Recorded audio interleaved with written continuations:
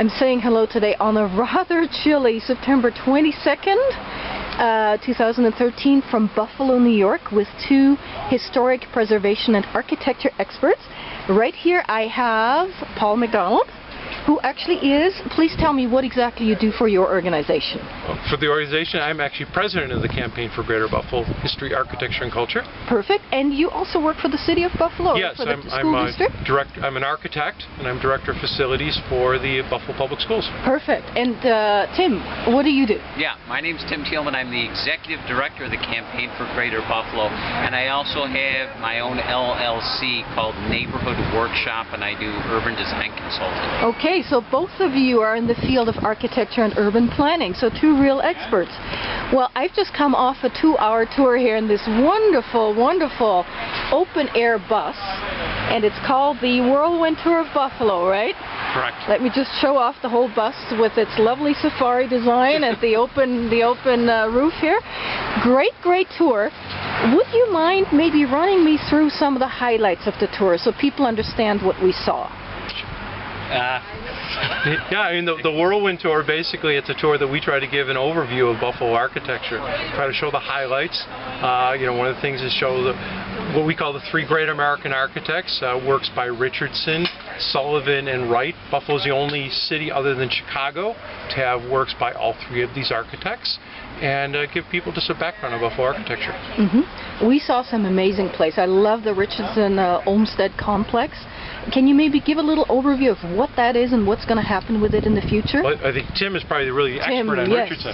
Yeah, well, the Richardson-Olmsted Complex, it has its beginnings as the Buffalo State Asylum for the Insane in 1869, but it's a collaboration of Olmsted and Richardson in designing a psychiatric hospital, a gigantic facility within a park-like landscape by Olmsted and Vaux, and it's really the foundation of American architecture. Richardson, the first man who really was able to create a distinct national style, a style that all succeeding American architects could emulate and build upon.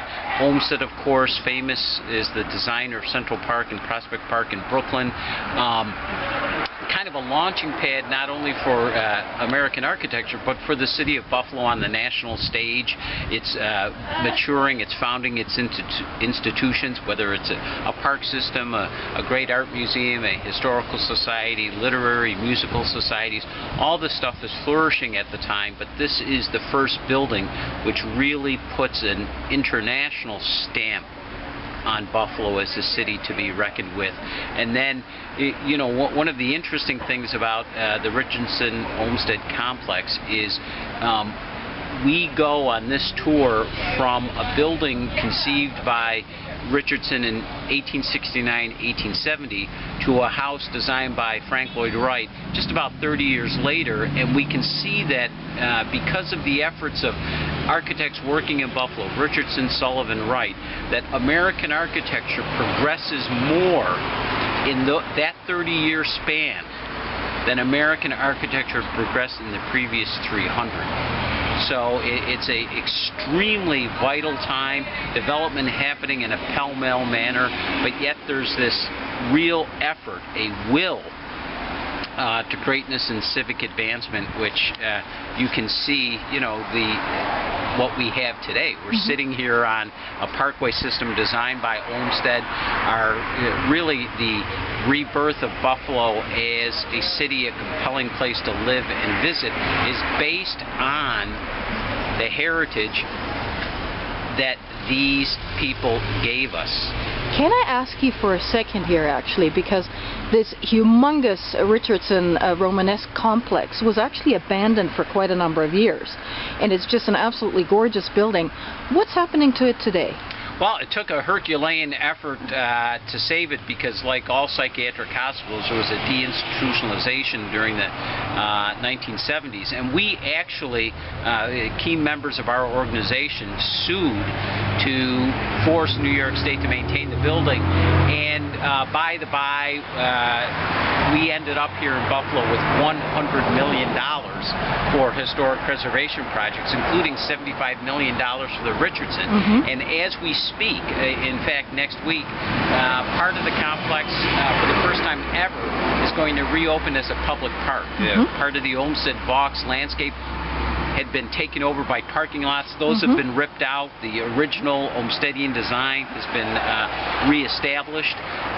And within the next couple of years, a boutique hotel will open in two of the pavilions, and then there'll be a architectural education center there, and people will be able to attend events, rent space in the wonderful administration building. So there's a true renaissance going on now in Buffalo.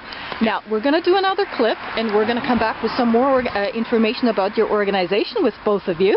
But before we go, what is your website if people want to find out more about you? greaterbbuffalo.blogs.com. And for the tours, I think you also... For the tours, it's openAirBuffalo.org. Okay, perfect. And this is a fundraiser. Yes, it is. You got to mention that. We are a charitable organization. Yes, you are. So anyone who comes on the tour is directly contributing. Helps to preserve Buffalo, 100% of the profits of this operation. That's amazing. Gets plowed back into historic preservation. Yes, awesome, awesome. We'll come back with another clip, but thanks so much for the overview. Okay, thank you.